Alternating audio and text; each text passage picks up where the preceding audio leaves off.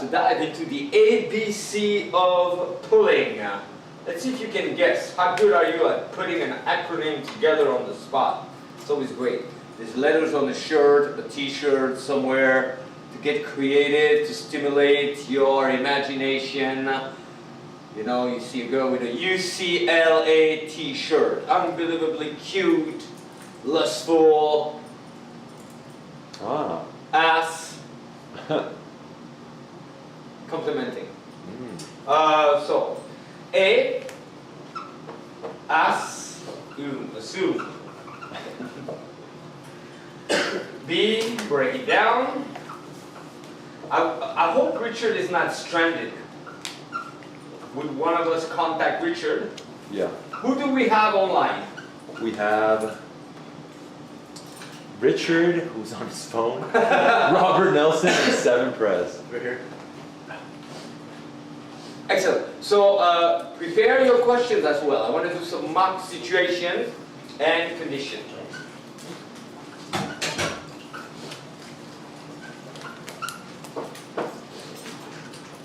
Even my writing is sharper.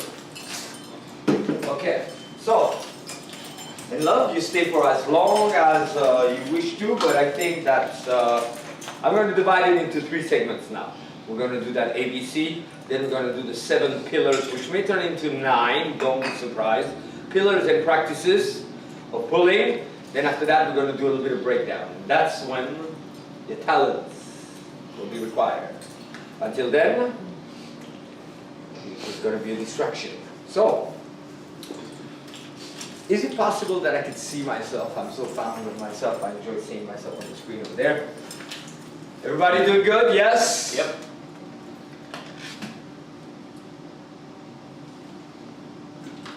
So, for those of you guys online, those watching here, those watching after, our foundation is we pull for practice versus for the prize. This is big. This is something you revisit on a daily basis. This is something, the depth of it is yet to be determined. It's an avenue that you keep on traveling, because the more solid that is, the more everything else comes into place. One of my own personal passion is to find the trigger point, the point that comes before anything else, that when that is in place, the rest tends to follow. I'll give you a simple example. Voice qualities. If they're unattractive, if a guy has a high-pitched voice coming through the nose, so what do you do? He trained himself to speak more deeply. That looks equally ridiculous. It has to do with voice placement. Awareness of different body parts, and when your awareness is at the right place, automatically, I've proven it, after testing it time and time again, the voice is in place. What's interesting is when the voice is in place, which would be coming from the core of what is known as the root chakra, the bottom of your spine. To make it even more potent, instead of bringing the awareness there, we bring the awareness further to the feet, even further to the center of the earth. It centers the person, and something magical happens at the level of body language. The body language seems to flow. So, in a similar manner, the moment you focus on the practice, and you're committed to your practice, and you want exposure, in one shot, we resolve a whole bunch of things, and we achieve some phenomenal results. What we resolve is you're no longer concerned hearing the wrong thing, because now that's what you seek. You want exposure. You know that growth will not come if you keep on hearing the same thing that you're comfortable with and end up in the same situation. You're going to end up settling, and you will end up like every other average guy. So you want situations that stimulate you and force you to grow. Instead, so right there we have resolved approach anxiety. Because it is not really a matter of approach anxiety, it's a matter of we don't like to lose, we want to win. The moment there's a glimpse of a sense of I'm at loss, that's when we start to act bizarre. For as long as we keep on focusing on how is it that I'm winning, even if it's bigger picture, then there's no need for the body to produce what humans call anxiety. The second thing that we really achieve, the big achievement, is that for as long as you focused on the prize, getting laid, getting the girl, whatever your stimulation is, the drive, proving to your buddies you could do it, there's always an element of that that you keep. We're still humans and men, so we're not saying it's not there at all. But it is not the majority. But for as long as that is the thing that drives you, it creates a little bit of an agitation in many directions. It could be that you're holding back just a touch because you don't have the guarantee that you're going to be okay. And you're doing great, and you're going through the motion. But if we really pay attention, we could detect that you were not as fully at ease as you were 10 minutes before that at the post office when you didn't care about people's opinion or what could happen or not. So you're missing out. And the success of a pull sometimes is a slight little difference. A pull is like a buy sometimes. You see a lot of things that you would want, but at some point you decide, I want that. That's a fine line. So to get over that fine line, it's the little details that may make the difference, like in any form of competition. Sometimes it's milliseconds. So that guy did great, but he was still minimal tension, which automatically causes for suspicion.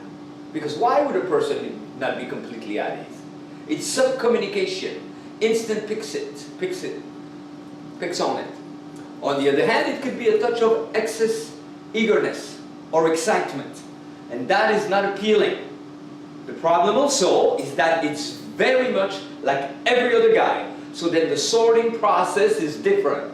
The sorting process goes back to what I think I like on the side of the woman. If you want to go bypass that and reach a gut feeling, something is different.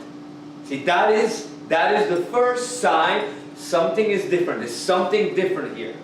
The difference is you're aware, grounded, you're in your masculinity. Not 100%, not perfectly. You will have bursts of this and that. It's part of being human. But there's less agitation, less preoccupation.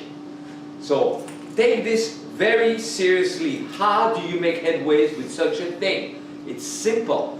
You pay attention to it with an open mind. You understand that what you will witness is a fluctuation. You are not losing or winning. All serves you. So if one day you are in the midst of possibly pulling and you detect that you're starting, you gotta pay attention. How obsessed are you about it? What's overruling? Are you like, we'll see, who knows? I don't even know her. Or are you starting to be like, oh wow. The moment there's that, oh wow, you're destabilized.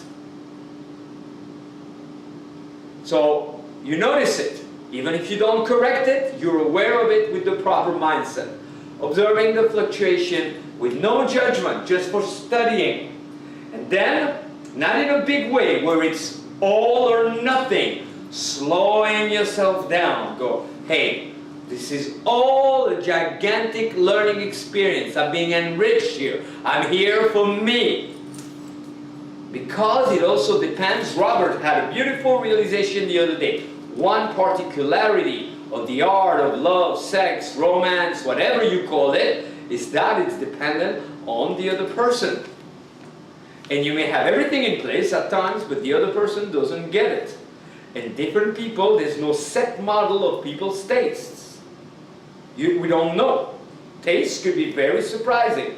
It's no longer that type like that type, that type like that type. It's all over the fucking place. Does that make sense? Yes. So are you committed to make headways, turn that into a study, and really become interested about what you don't know yet, what you haven't detected. You know, I'm also a highly skilled and acclaimed hypnotist. One form of suggestion that I love to play with, I'm sure some other people have done it, but it seemed like a fresh idea when I came up with it, and I have no reference of hearing anyone or that many people do it. I direct the mind towards what's available that I'm unaware of, or what's available that you're unaware of. What's all the success you can have beyond what you know you can have? What are all of your mental capacities that you're yet to be aware of? What are the hidden gifts? Gifts that no one said, hey, you're good with this. Hey, you have a great voice. Hey, you do that well. You never heard it, neither from you or other people, but it's there. So your mind, the mind goes where it's directed. After 2-3 days of practicing that, you start to notice things you never noticed before. Now, we get into the ABC. It's still a touch of the mindset, and then we're going to get very practical. Okay? ABC of pulling is done very differently. Number one is assume. And we named this pulling. It says your internet connection. I think we're good.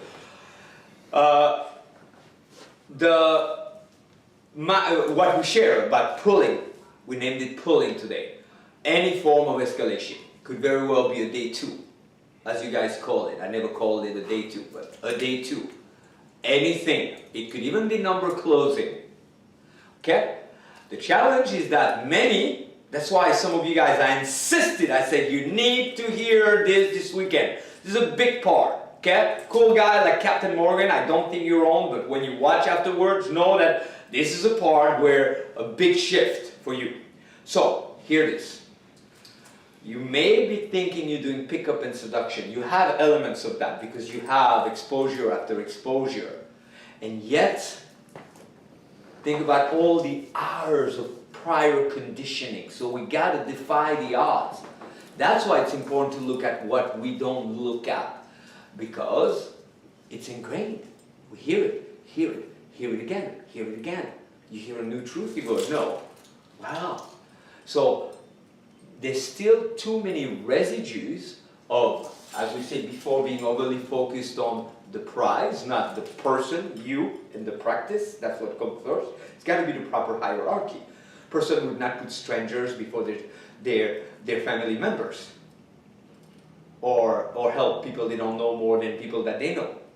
There are people who do that, but you wouldn't want that. So you got to know what you need to put first.